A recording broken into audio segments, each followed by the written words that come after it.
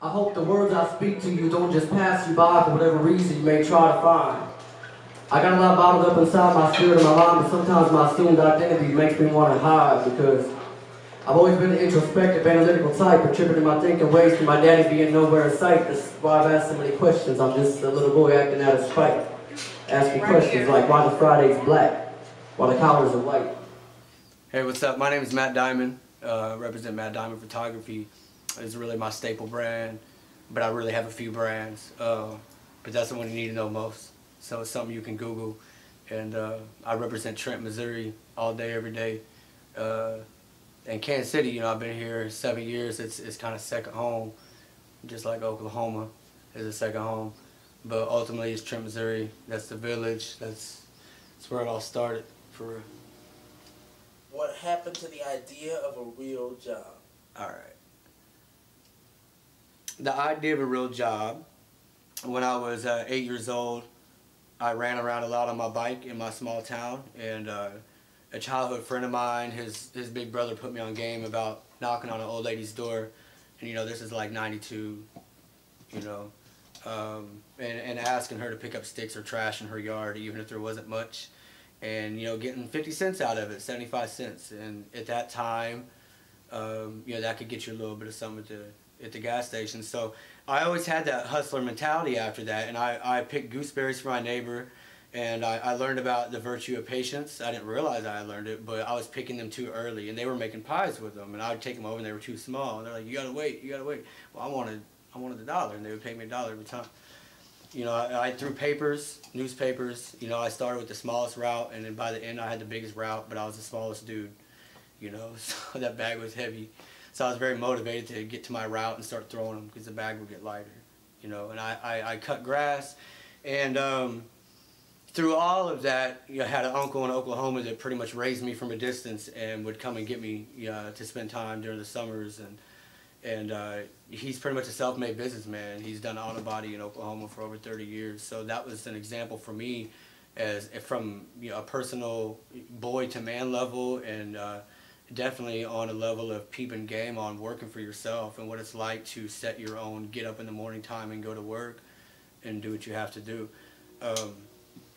I lost sight of entrepreneurship when I was in the military. I got comfortable in my employment and lost in my emotional circumstances pretty much with things that were going on. So while I did work a lot and made the best money I ever made, I didn't have that hustler spirit in me whatsoever, you know. But when I got to Kansas City, I had wanted to do poetry and stand-up comedy, and I was looking for open mics, and I ended up at the Blue Room and didn't get to perform. But when we left, we ended up stopping at this place that was down the street on Troost, and they had a mic going. So I went in there, and me doing that poem resulted in me being surrounded by a lot of artistic people doing shows, musicians, poets, and all these things. And I fell into my first client, and I realized, like, you know, holy shit, like, I can make money on my own time, like I used to do. You know, so it was, I'm so glad it happened because it brought me back. It brought me back to what I had been all along. You know what I mean? So the idea of a real job to me, I still do work for other people a little bit in regards to time clocks, but it's minimal at best. And I personally believe that entrepreneurship is the wave of the future, and it's the best thing you could do for yourself is own your day and own your time, you know, in regards to what you're doing with your energy and, you know, where you got to be and who you got to say yes and no to, you know. So I encourage everybody, you know, if you got something you're good at, you know, work on it, start letting people know about it, and eventually that might be all you do.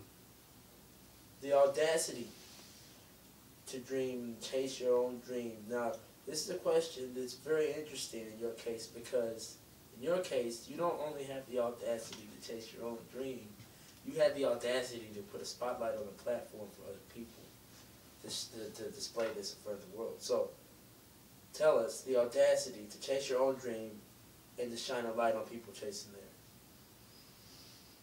theirs. When this started, I guess I didn't realize how far it could go. I just thought I was going to an open mic that first time.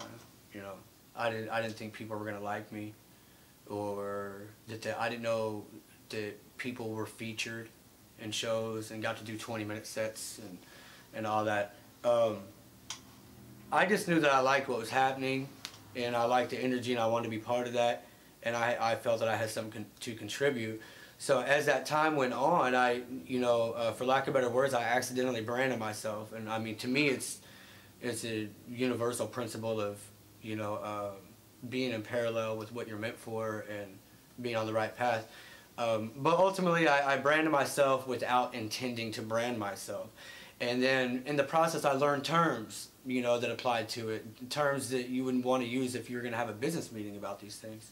I went from a stranger in a city to, oh, my cousin knows him, or, oh, yeah, or, oh, we shot last month. If I can do that for myself, I want to be able to do that for someone else. And that someone else amounts to a lot of amazing, amazing people that I've met in Kansas City and in other places I've traveled since this MDP thing began. My duty is to put other people on as a photographer. I am an artist, I do perform, but I'm not pursuing that as a career. I would rather be the creative behind the camera and in the business meetings, putting things together for other people. So part of my duty, one of the biggest parts of my duty is to put other people on, to project them in a good light, to take great photos of them, to take good film of them, to capture them in their best moment. The audacity to pursue this MDP thing and speak it into the universe so much and promote it every day on Facebook and put all this time into it. And that's what I mean when I present that word audacity. Like, what really makes you think this is worth the time? Calling yourself this stage name and spending money and just so much countless energy on this. What gives you the audacity? And the audacity for me came from getting into something that I didn't know existed, but I walked into it unknowingly, and it evolved naturally because I rode the wave, pretty much. And I ultimately saw results, and I made, $1,500 my first year, off of a live musician who's been doing it, for 30, 40 years. If I can do that for myself, then I can do it for someone else. And I'm a photographer, so I can't just take pictures of myself every day and be a poet and rapper or whatever it is people call me. I gotta work with other people, I gotta have clients, and there's so many amazing people out here that why would I not want to document this stuff? A lot of the things that these amazing people do, I can't do. So I want to be able to show that to someone else. So how else do I do that? Well, I point my camera, and I document that, and I put it out, in the best way possible. If it's a photo, it's crispy and clean. If it's video, I'm learning. I've learned a lot just from this project already, but it should be HD and have a little bit of production to it, a little bit of thought and a little bit of time put into it.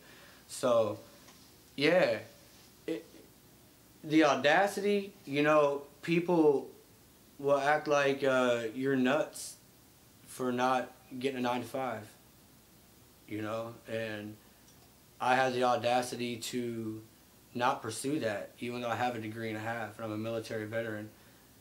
I got the audacity to do it this way, to wake up and seize the day because I believe in myself.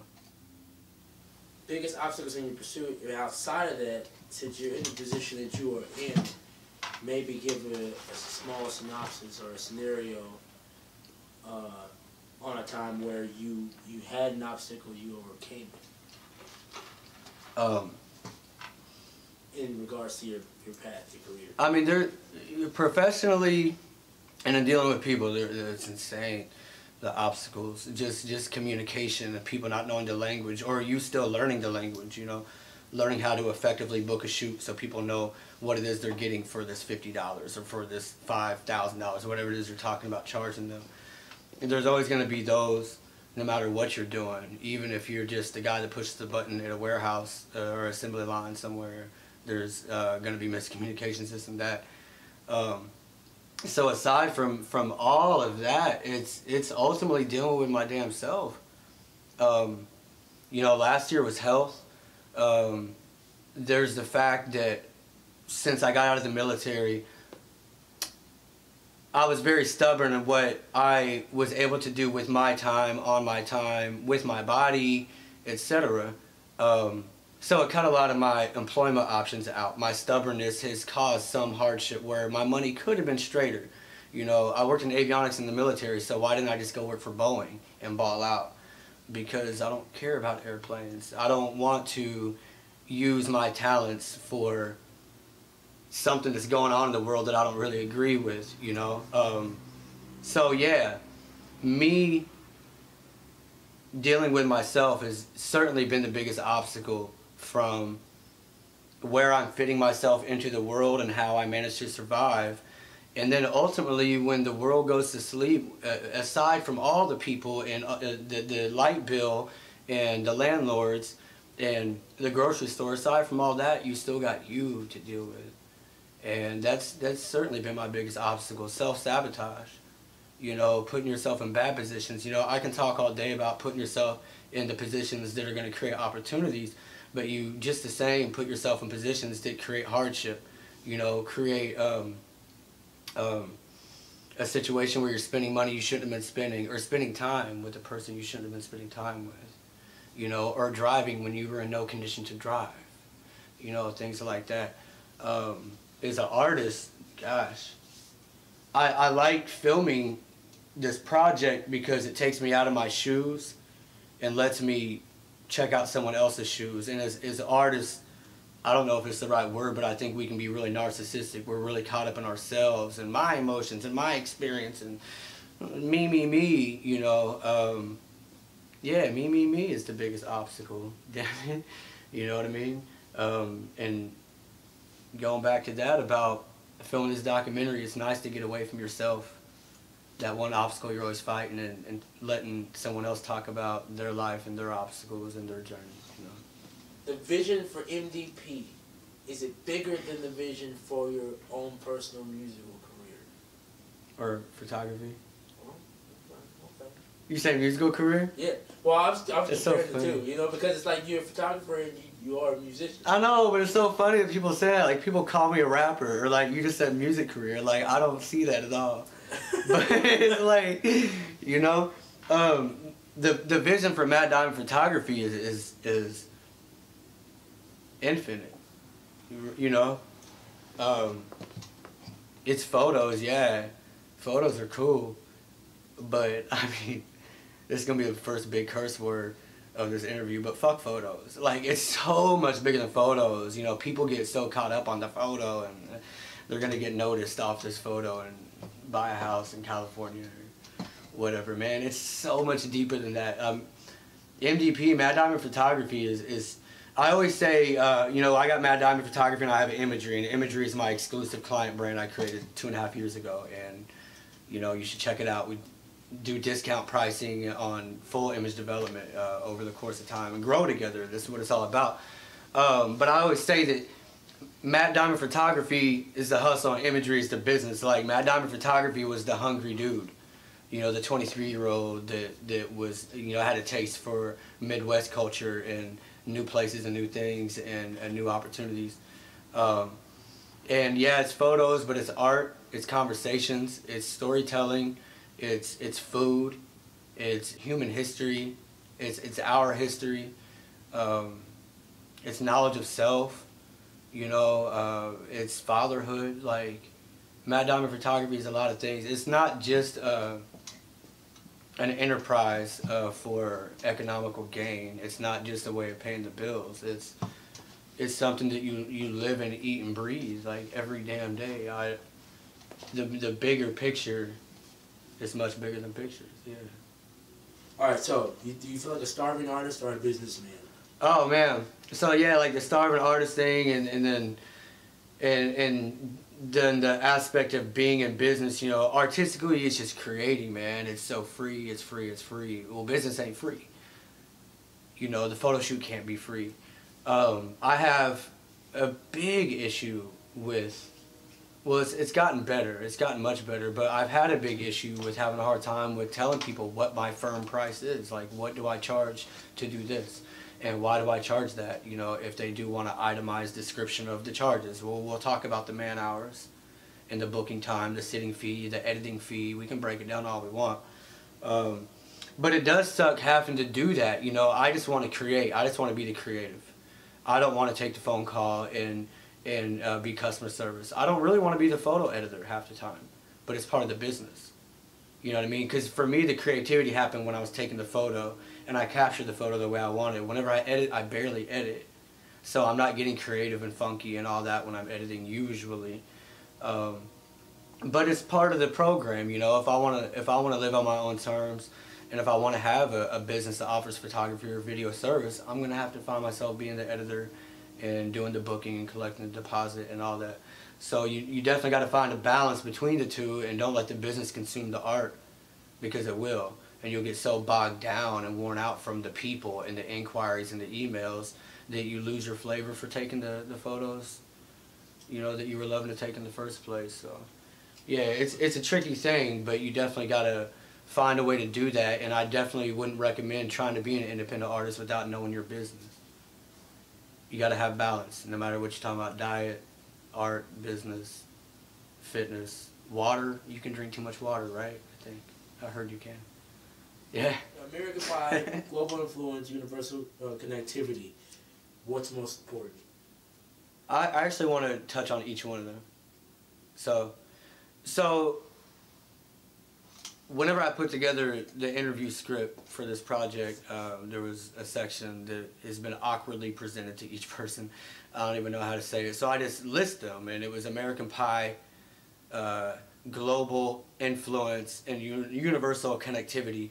And what I was wanting was for the interviewees to speak on whatever jumped out to them. You know, so I guess the least I can do is speak on each one. American Pie is bullshit. It's bullshit.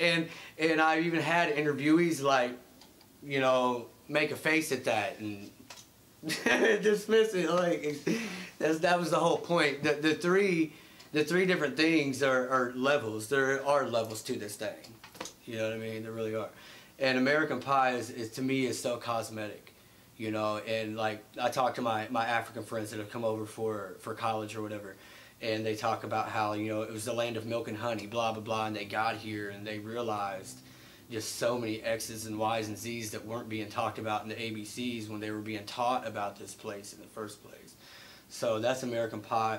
Global influence is ultimately the influence we have on the globe. And when I look at my statistics and I see, you know, Jamaica and South Africa and the UK and the Netherlands, and I'm like, man, you know, even if it was only one view in one of those countries, maybe that person like caught my stuff at the right time and I influenced them in the right direction. Or maybe it's an 11-year-old kid that ain't got a dad, you know, thinking about what he wants to be when he grows up, and he's lonely, this and that, and this young man that looks very young. I'm 30, but I look young. I'm relatable to young people, you know, and he sees this young guy on YouTube doing these things or talking about these things. You know, maybe I can help catapult his path, man. You know, universal connectivity is infinite. It's infinite. Like the vision for MDP is infinite. Like I said,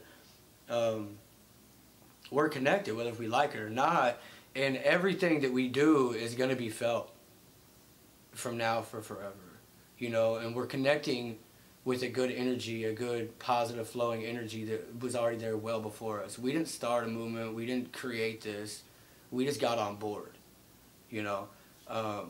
So I always like to talk about with some of my clients is just, you know, being timeless, even in your photo shoots and your style that you present to the camera. Like, don't be cliche, don't be, you know, seasonably fashioned. Don't wear the referee dresses, boo-boo. The blue and whites that they had, the verticals, it was popping, man, for like 4 months.